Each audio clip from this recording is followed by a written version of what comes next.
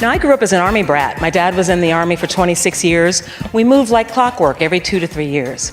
We would move, and sometimes we would feel sad, and we'd say, bye, because we'd have to leave friends we had made, going to the next place.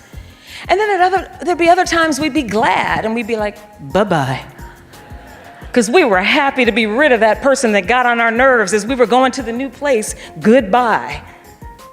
And wouldn't you know, we'd get to the new place, and there they would be. Okay, well, maybe it really wasn't them, but it was someone who seemed suspiciously like them. And so it occurred to me at a very early age that when it comes to difficult people, difficult conversations, conflict, you can run, but you can't hide. Someone once told me something that I have had to ponder, which is, home is where we go when we're tired of being nice.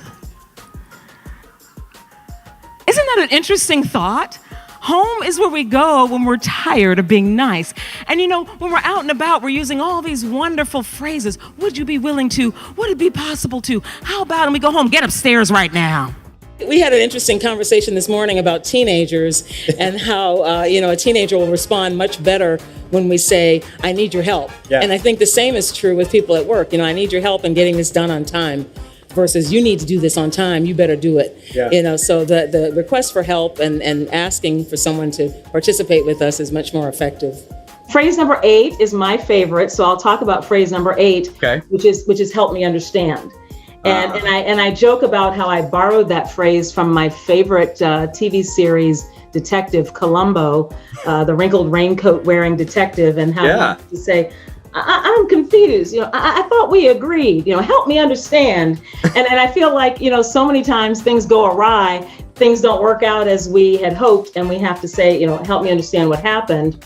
Or better yet, you're in a push-pull situation, maybe in a staff meeting, and somebody's shooting down your ideas. Oh, that won't work. Oh, that's not going to happen. We have to say, help me understand what your concerns are.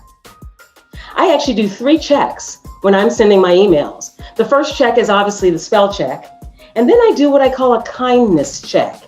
Is there somewhere in my email a please or a thank you? And then, of course, the last check is an exclamation mark check, but we'll talk about that another day. That's a whole conversation in itself. We don't really need 5 exclamation marks after every sentence.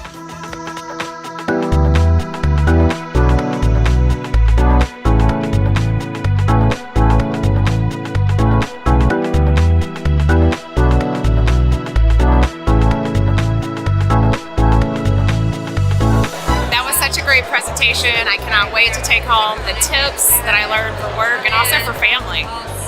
Hi, my name's Marie. Sarita's talk was amazing. I'm going through some personal issues at home right now, and her words put me on the right path on what to say to solve my issues.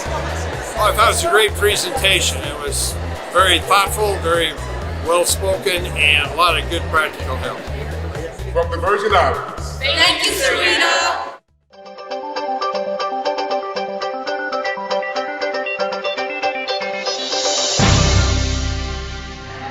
So my dilemma, when I first started as a working person years ago, and especially as a supervisor, my challenge was, how do I boss people around without being bossy?